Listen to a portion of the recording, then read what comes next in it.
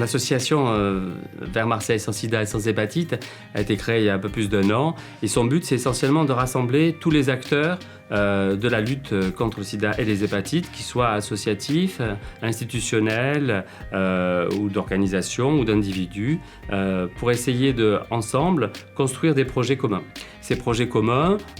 sont égrenés tout au long de l'année à travers des campagnes de communication, à travers des guides, par exemple un guide qui aide à la prescription de la PrEP pour les médecins en ville, mais ça peut être aussi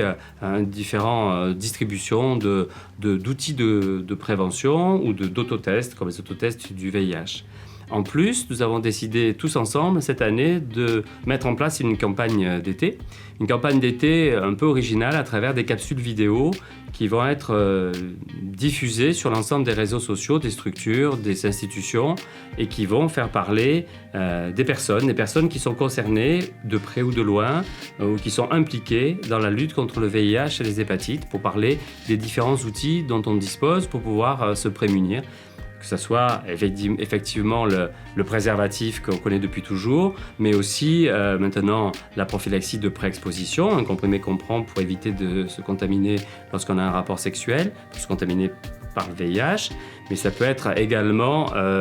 faire savoir que lorsqu'on est séropositif et que l'on prend un traitement, eh bien, on ne contamine pas les personnes, quel que soit le rapport sexuel qu'on puisse avoir, qu'ils soient protégés ou non. Donc, c'est tous ces événements, tous ces outils qui vont être petit à petit diffusés sur ces réseaux et on va voir les personnes qui vont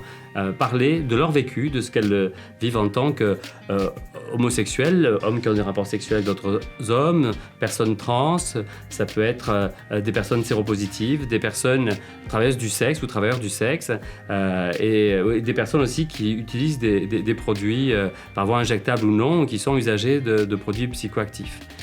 L'idée, c'est de mettre en musique tout ce qui nous permettra de faire en sorte qu'à l'horizon 2030, on ait enfin éradiqué les contaminations, aussi bien du VIH que des hépatites, sachant que pour l'hépatite C, il y a un traitement efficace en quelques semaines.